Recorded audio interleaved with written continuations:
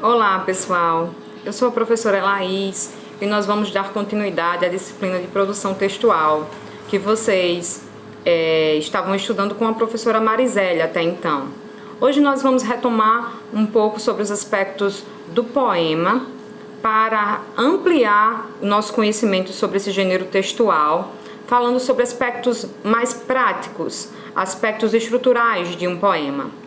É importante mencionar que quando se fala de fazer um poema, de elaborar um poema, muitos têm em mente que a gente precisa apenas rimar. Mas é importante a gente conhecer um pouco mais da estrutura do poema para saber quanto trabalho os poetas têm na hora de elaborar, na hora de criar um poema.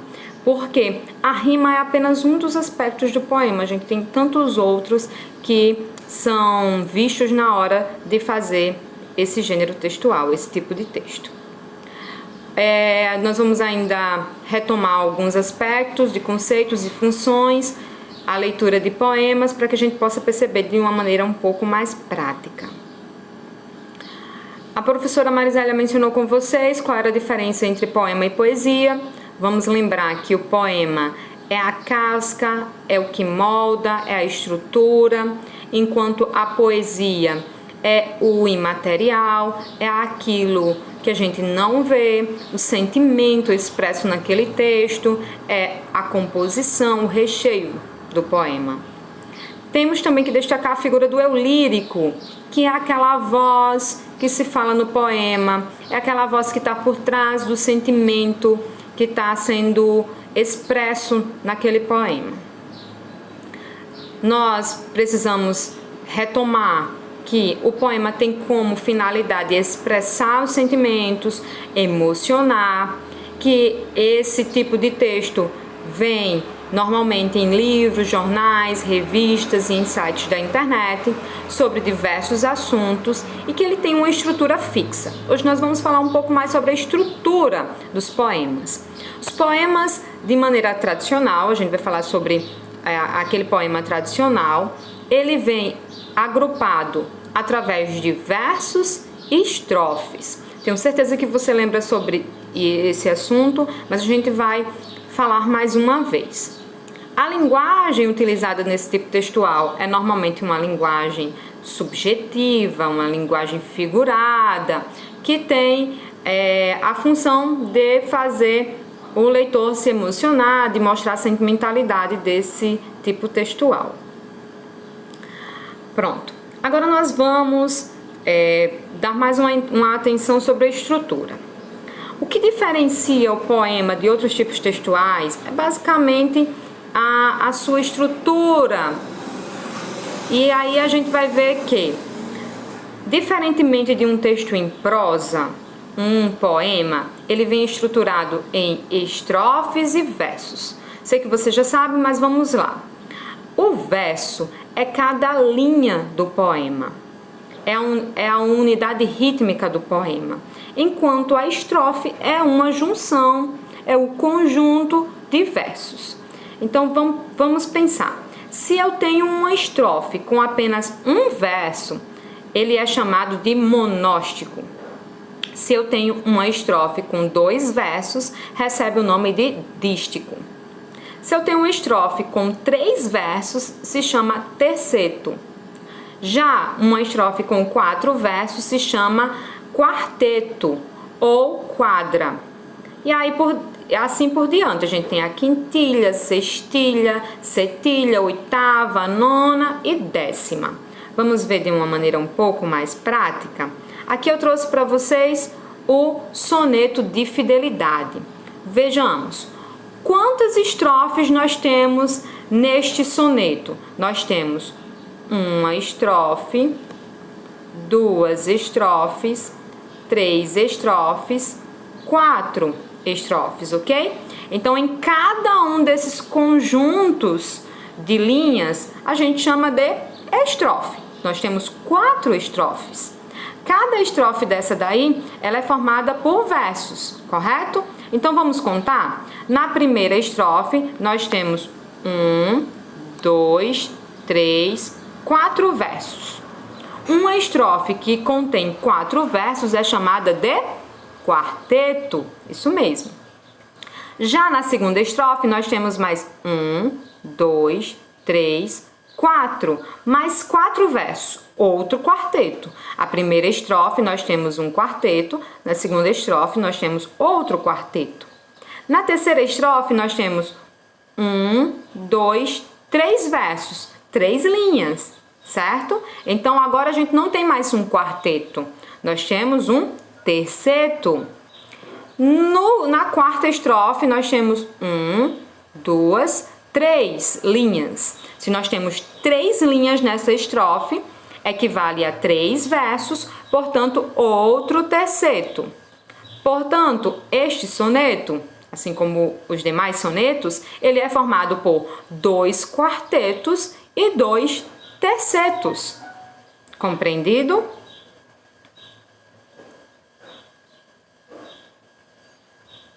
O ritmo e a sonoridade são elementos muito importantes, são primordiais na hora de se fazer um poema. Mas um poema bem feito, ele não leva em consideração apenas a rima, e sim alguns outros recursos, como o jogo de sons e que estabelece entre um verso e outro. A rima é um recurso poético que emprega palavras semelhantes. É importante destacar que não é apenas o modo de finalizar a palavra que rima. O que rima é aquilo que combina e não necessariamente como termina. Às vezes alguém pode pensar que para rimar tem que terminar do mesmo jeito. Não tem que ser escrito do mesmo jeito, tem que ter o som semelhante. Vamos lembrar que a rima e o ritmo é um recurso sonoro, então tem que ser aquilo que combina, tá bem? A gente pode classificar um poema quanto à posição do verso, quanto à rima na posição do verso. Então, se eu tenho aqui um poema em que as rimas sempre acontecem no final dos versos. Se eu tenho essas rimas que acontecem no final do verso, a gente vai chamar esse recurso de rima externa. Se a rima acontece no interior dos versos, dá-se o nome de rima interna. Normalmente a gente encontra poemas com rimas externas. Então, ao final de cada verso, a gente vai ter palavras que rimam. E nesse recurso de rimar no final de cada verso, de rima externa, a gente tem também algumas classificações. Vamos ver? Eu tenho aqui a classificação das rimas. As rimas, elas podem ser alternadas, emparelhadas, a gente vai ter interpoladas. Vamos ver cada uma delas de maneira particular? Rimas alternadas são aquelas rimas que se combinam alternadamente. Vou fazer aqui com vocês como normalmente se faz na hora de perceber essas rimas. Eu tenho aqui uma estrofe em que diz: o meu amor não tem. A última palavra é tem. E para essa palavra eu vou colocar a letrinha A. Tem. Na segunda linha, no segundo verso, a gente tem importância nenhuma. Nenhuma é a palavra que aparece no final desse verso e não combina, não rima com a palavra tem. Então, por isso, não vou colocar mais a letra A. Agora, eu vou colocar a letrinha B. Não tem o peso nem... Vamos pensar. Tem combina com nem... Combina. Então, por isso, a gente vai repetir a letra. Então, agora, a gente vai ter outra vez a letrinha A. De uma rosa de espuma, nenhuma combina com espuma, combina. Então, a gente repete a letra B. Então, essa estrofe teve uma rima externa, de modo que se configurou como AB, AB. E o nome que se dá a uma rima desse modelo AB, AB é rima alternada ou cruzada.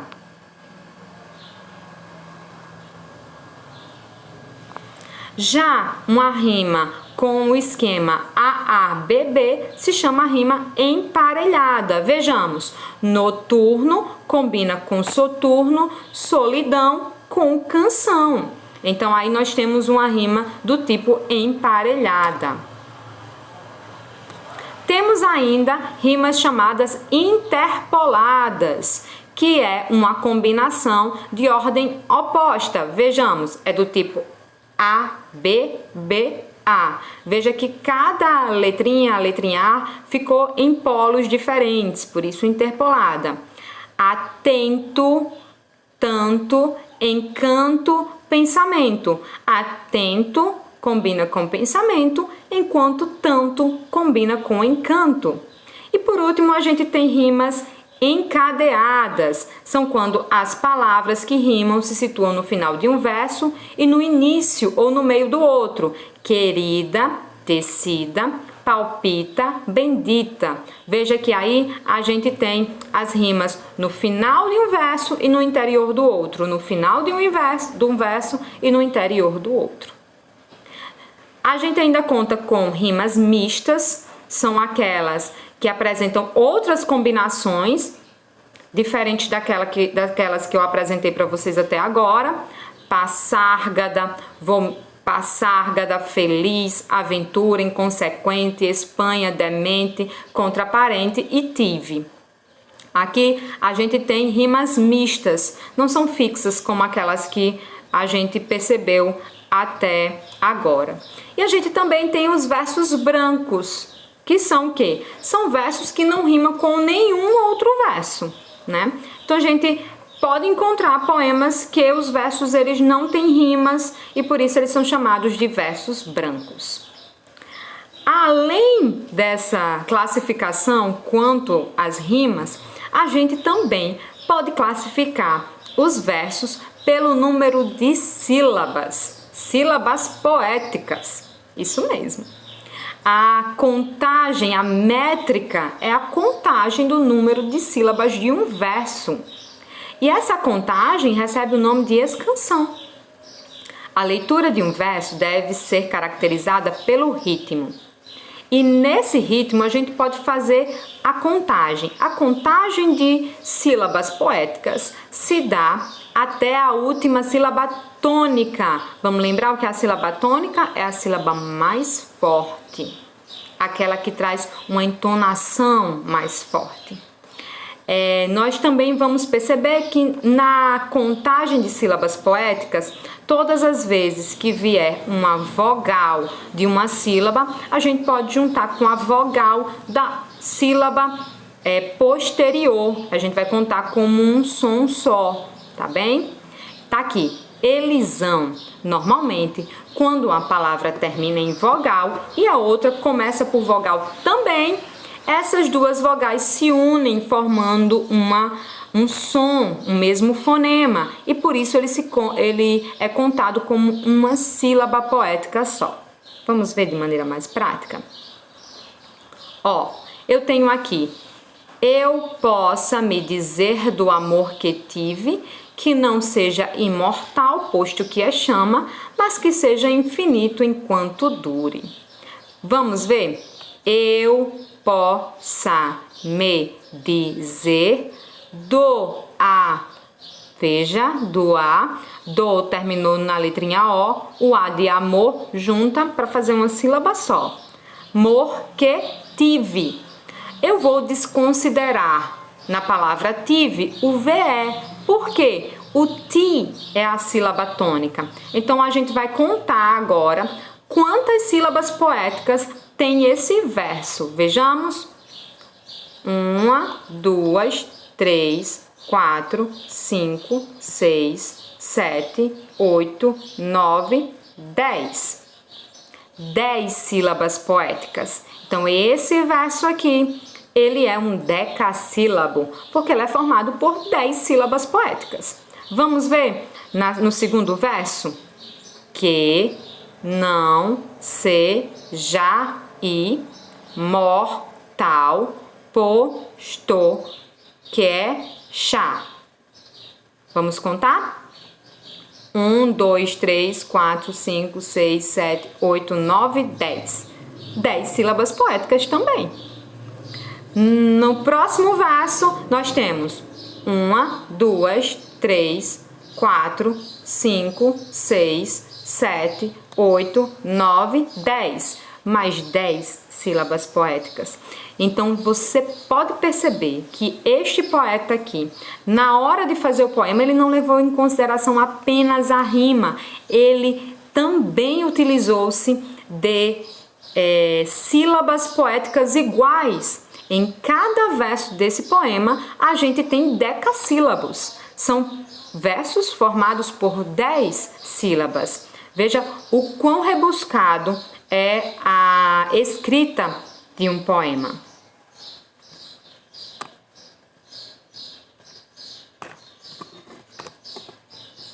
Deixo para vocês essa frase: mesmo quando tudo parece desabar, cabe a mim decidir entre rir ou chorar, ir ou ficar, desistir ou lutar, porque descobri no caminho incerto da vida que o mais importante é decidir. Da escritora Cora Coralina.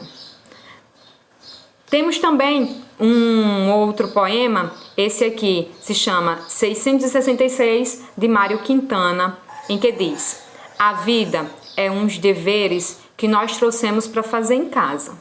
Quando se vê, já são 6 horas, há tempo. Quando se vê, já é sexta-feira. Quando se vê, passaram 60 anos. Agora, é tarde demais para ser reprovado. E se me dessem um dia, uma outra oportunidade, eu nem olhava o relógio. Seguia sempre, sempre em frente. Iria jogando pelo caminho a casca dourada e inútil das horas.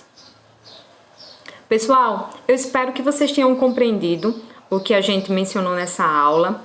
Para qualquer dúvida, podem me chamar no privado. E para exercitar o que nós comentamos hoje, nós temos a atividade ainda sobre o poema Psil, da página 55. Vocês vão retornar à página 55, irão ler novamente esse poema e responder as questões de 1 a 6 da página 58. Também irão responder apenas a questão 2 da página 61. Essa questão 2 da página 61, ela requer um pouco mais de atenção. Vocês vão contar quantas estrofes tem no poema, vocês vão contar quantos versos, vão ver de que tipo é esses versos. Então, qualquer dúvida, pode me chamar no privado. Boa sorte e até a próxima!